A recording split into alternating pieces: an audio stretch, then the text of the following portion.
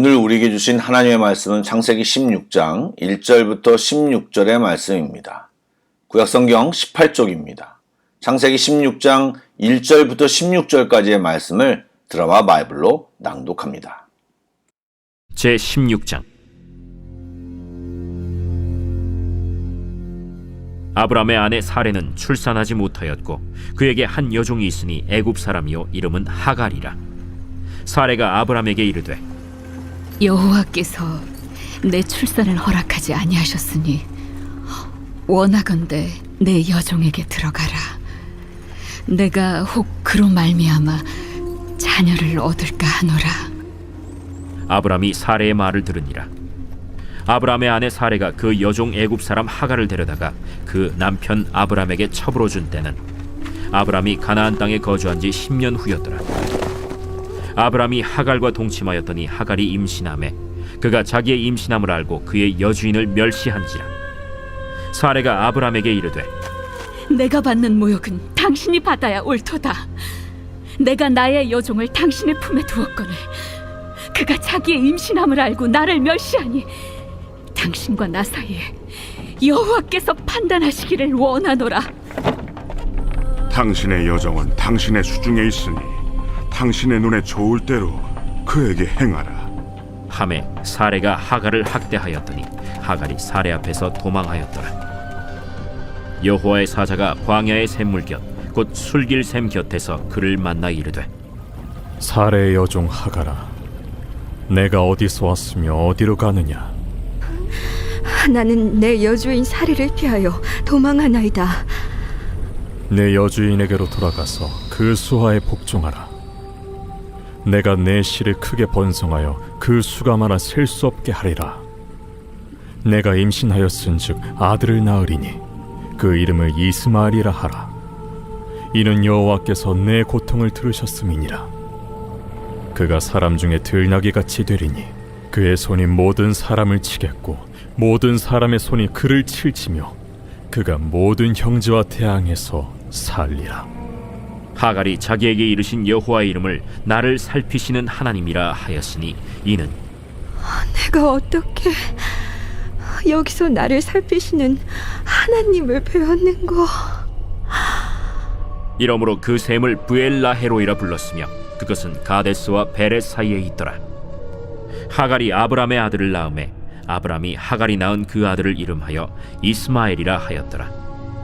하갈이 아브람에게 이스마엘을 낳았을 때 아브람이 86세였더라.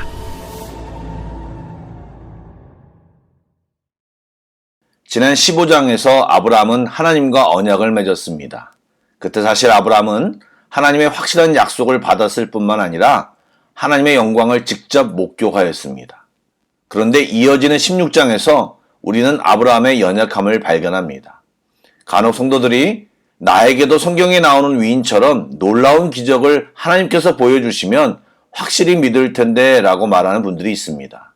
예, 체험은 우리의 신앙의 획기적인 전환을 이룰 수 있습니다. 그러나 그런 체험한 사람도 하나님 앞에 불신앙의 모습을 보이기도 하고 예수님의 지근거리에서 수많은 기적을 목격한 가룟 유다도 끝내 자기의 길을 걸어가는 것을 보면 체험과 기적이 다가 아니라는 것을 알 수 있습니다. 어쨌든 오늘 아브라함의 잘못을 통해 왜 이런 잘못을 저지르게 되었는지 또 하나님께서는 이 문제를 어떻게 해결하시는지를 살펴보며 은혜 나누기를 원합니다. 아브라함이 75세의 소명을 받았고 오늘 본문의 시점이 하나님의 명령에 순종한 지 10년이 지난 후라고 성경이 정확히 소개하고 있습니다. 10년이라는 시간은 아브라함에게 결코 짧지 않은 시간이었을 것입니다. 그럼에도 불구하고 그가 기대했던 또 하나님이 약속하신 자녀는 여전히 주어지지 않은 상태였습니다. 또한 자녀에 대한 약속이 이루어질 조짐조차 보이지 않았습니다. 그때 아내 사레가 자기 여종을 통해 아이를 낳자라는 아이디어를 이야기합니다. 우리나라에서도 불과 몇십 년 전만 해도 씨바지라는 말이 있었습니다. 예, 과거에는 아이를 낳지 못하는 집에서 여정을 통해 아들을 얻는 일이 굉장히 흔한 일이었습니다. 아들을 중요하게 생각했던 고대 근동사회에서 대를 이을 자식이 없다는 것은 곧 가문의 몰락과 미래가 없다는 것을 의미했기에 사레는 아브라함에게 여종과 동침할 것을 권한 것입니다. 그리고 아브라함은 그런 사라의 말을 들었다고 성경은 기록하고 있습니다. 이것은 사라의 말에 아무런 반론 없이 수긍하고 따랐다는 말입니다. 이것은 분명히 후사를 주시겠다라는 하나님의 약속을 신뢰하지 못하고 당시 가나안 지역의 보편적인 관습이었던 일부 다처제의 악습을 극복하지 못한 인간적인 허약함을 보여주고 있습니다. 그리고 3절에 보면 사레가 주동하여 하갈과 동침토록 합니다. 그런데 3절에 사레가 하갈을 아브라함에게 데려다 주었다라는 말과 하와가 아담에게 선악과를 주었다라는 단어가 같습니다. 또 시작은 사레가 했지만 결국 아브라함이 그것을 받아들임으로써 믿음의 조상으로서 커다란 오점을 남기게 되었습니다. 여러분, 하나님이 말씀하신 것은 하나님이 반드시 이루십니다. 하나님의 일을 인간의 방법으로 대신하려는 것은 절대로 좋은 결과가 나타날 수 없습니다. 뭐로 가도 서울만 가면 된다는 식의 논리는 지극히 비성경적인 논리입니다. 목적이 좋으면 과정도 좋아야 합니다. 목적이 하나님의 뜻이면 과정도 하나님의 뜻이어야 합니다. 또 사람이기에 조바심도 나고 하나님의 응답의 더딤에 대해 꾀가 나는 것을 최대한 이해하더라도 하나님과 긴밀한 소통을 하는 아브라함 정도라면 적어도 하나님의 약속과 관련된 문제에 대해 하나님께 물었어야 하는데 그렇지 못하고 사라의 말을 듣고 그냥 따랐던 것입니다. 여러분, 하나님께 묻는 것이 우리에게 습관이 되어야 합니다. 하나님께 나아가는 것이 당연한 것이 되어야 합니다. 그냥 나의 감, 직관, 판단, 하고 싶은 대로 따라가다 보면 실수하고 잘못하게 되는 경우가 허다합니다. 사소한 것이라도 하나님께 묻고 고민하고 행동할 때 우리의 실수를 줄일 수 있는 것입니다. 여러분, 오늘도 많은 것을 결정하고 행동할 것입니다. 그때마다 기도를 쉬지 않는 우리 모두가 되기를 축복합니다. 아멘. 아브라함이 많은 나이에도 여종이 임신하고 그들의 계획이 달성된 듯 보였지만 그로 인해 가정의 기쁨 대신 큰 어려움이 닥칩니다. 아이를 가진 하갈이 어리석게도 주인 사레를 멸시하기 시작했던 것입니다. 이에 분노한 사레는 아브라함에게 잘못을 돌리며 하나님이 당신과 나 사이에 판단하시기를 원한다고 말합니다. 이것은 아이디어를 제공한 사레가 할 수 없는 말이고 나아가 뒷말 자체도 문제가 있습니다. 개역개정에서는 하나님이 판단해 주시기를 원한다고 자신의 간절한 바람을 표현한 것처럼 번역했지만 실제는 상황의 잘못을 모두 아브라함에게 미루고 하나님께서 판단하십시오. 하나님께 명령의 어조로 말하고 있는 것입니다. 또 그런 사례의 분노를 받은 아브라함은 그 문제에 대해 해결하려는 노력보다 사례에게 알아서 하라고 떠넘기는 태도를 보였고 그 결과 사례가 하갈을 학대함으로 하갈이 사례 앞에서 도망하게 됩니다. 여러분, 죄는 반드시 그 대가가 뒤따라오게 됩니다. 그 죄악의 결과가 무엇입니까? 집안의 평지풍파가 일어나는 것입니다. 그뿐만 아니라 그 불화는 후손 대대로 아랍 족속과 이스라엘 족속의 끊임없는 반목의 불씨가 되었습니다. 또 16장 이후 17장에 다시 하나님이 아브라함에게 나타나는 시기가 아브라함이 99세 때입니다. 14년 동안 하나님과 소통한 이야기가 성경에 소개되지 않고 있기 때문입니다. 여러분, 죄악은 또 다른 죄악, 실수는 또 다른 잘못을 낳게 됩니다. 그리고 그런 죄악은 하나님과의 관계에 문제를 일으키게 됩니다. 그러므로 우리는 깨어 있어야 합니다. 말씀을 붙들고 그 말씀대로 살아가는 것이 필요합니다. 또 힘들더라도 하나님의 때를 참고 기다려야 하는 것입니다. 7절 이후에는 다소 생소한 이야기지만 하나님이 어떤 분이신가를 깨닫게 합니다. 하갈이 사레의 학대를 피해 도망가자 하나님의 사자가 그를 찾아왔습니다. 그리고 하갈에게 다시 집으로 돌아가 사라에게 복종하라고 명하면서 그의 씨를 번성하게 하며 그 수가 많아 셀 수 없게 하겠다고 약속하셨습니다. 비록 약속의 자녀는 아니지만 아브라함의 아들인 이스마엘의 번성을 약속하셨습니다. 하갈은 하나님이 자신과 아들을 살펴주심을 감사하는 마음으로 그곳을 살피시는 하나님의 운물이라는 뜻인 부엘라 헤로이라고 불렀습니다. 이렇게 하나님은 아브라함이 자신의 뜻대로 낳은 아들에게도 국률과 복을 베푸셨습니다. 이스라엘 민족은 그들에 대하여 후에 이방 민족이라고 말하며 배타적인 태도를 보였지만 하나님은 모든 민족을 사랑하시고 궁극적으로 구원의 대상을 삼으신다는 것을 우리는 알아야 합니다. 잘못하고 죄악 가운데 있어도 기회를 주시고 다시 하나님께로 돌아올 수 있는 기회를 항상 주십니다. 이런 하나님의 속성을 우리는 꼭 기억해야 합니다. 우리의 육신의 부모나 개인적인 상처의 영향으로 우리 스스로 하나님을 단정하고 제한하는 일은 하지 말아야 합니다. 성경은 하나님이 어떤 분이신가를 정확히 우리에게 알려주고 있습니다. 언제든 어디서든 돌아가면 주의 국률과 은혜를 입을 수 있음을 기억하고 어떠한 일이 있어도 하나님 앞에 서도록 노력하는 우리 모두가 되기를 축복합니다. 여러분, 우리가 보기에 합리적이고 좋게 보여도 하나님의 뜻에 안 맞을 수 있습니다. 하나님께 묻고 고민하고 응답받고 살아가는 것이 지혜로운 것입니다. 받은 약속은 더디 이루어지더라도 끝까지 기도하며 기다리고 기대하는 것이 하나님의 사람들입니다. 하나님의 때에 하나님의 방법으로 신실하게 이루어 주실 것을 믿고 기다리는 우리 모두가 되기를 축복합니다. 아울러 설사 실수하여 넘어졌다면 주님께 다시 나아가면 용서해 주심을 기억해야 합니다. 사단은 정죄하고 다른 이야기를 하겠지만 사단의 말을 듣지 말고 돌아오라고 하는 주님의 말씀을 들어야 합니다. 아멘. 기도하겠습니다. 신실하신 하나님, 하루를 살아가며 우리는 수많은 말을 듣고 삽니다. 사단의 말, 세상의 말, 죄악에 물들은 나의 말을 듣지 않게 하시고 주의 말씀을 듣게 하여 주옵소서. 주신 말씀, 주신 은혜를 꼭 붙잡고 살아가게 하여 주옵소서. 혹시 넘어지더라도 일어서게 하시고 다시 주님께 뛰어가는 우리들이 다 되게 하여 주옵소서. 특별히 오늘 기도할 때 주의 마음과 생각을 명확히 아는 귀한 시간이 되게 하여 주옵소서. 살아계신 예수님의 이름으로 기도드립니다. 아멘.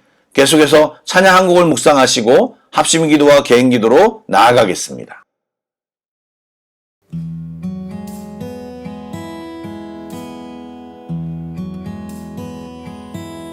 내 아버지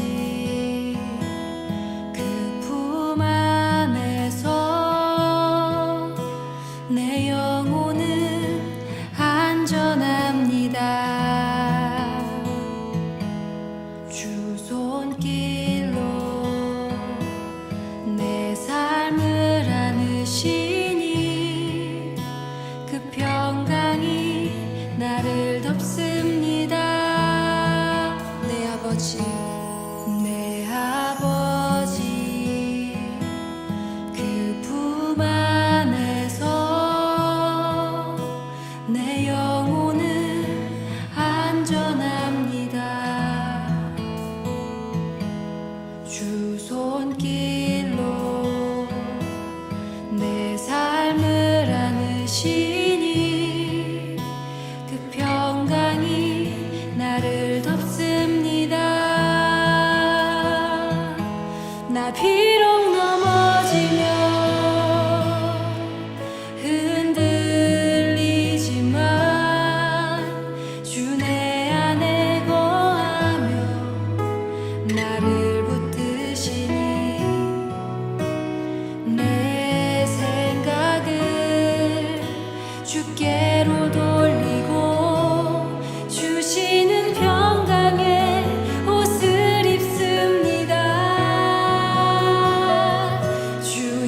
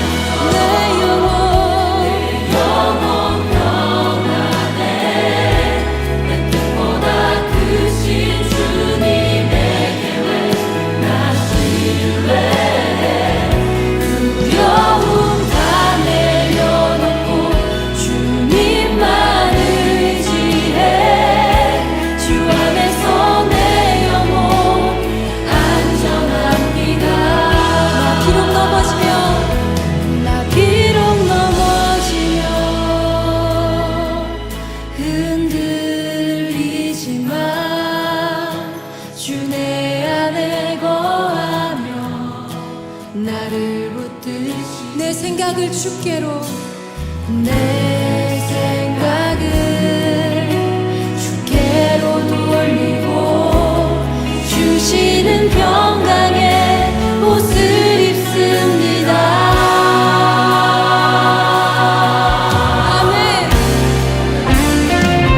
주 약속 안에서 내 영혼 평안해 내 뜻보다 크신 주님의 계획 나 신뢰해 두려움 다 내려놓고 주님만 의지해 주 안에서 내 영혼 안전합니다. 주 약속 안에서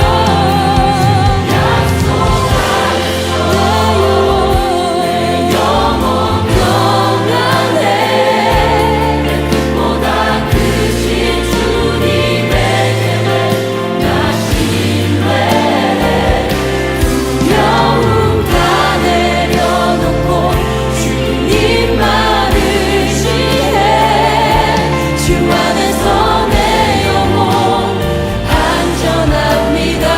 두려움 다 내려놓고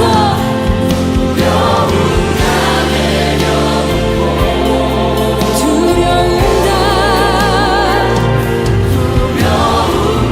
내려놓고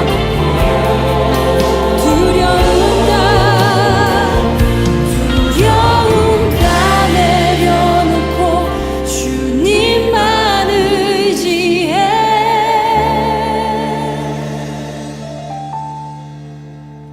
주 안에서 내 영혼 안전합니다.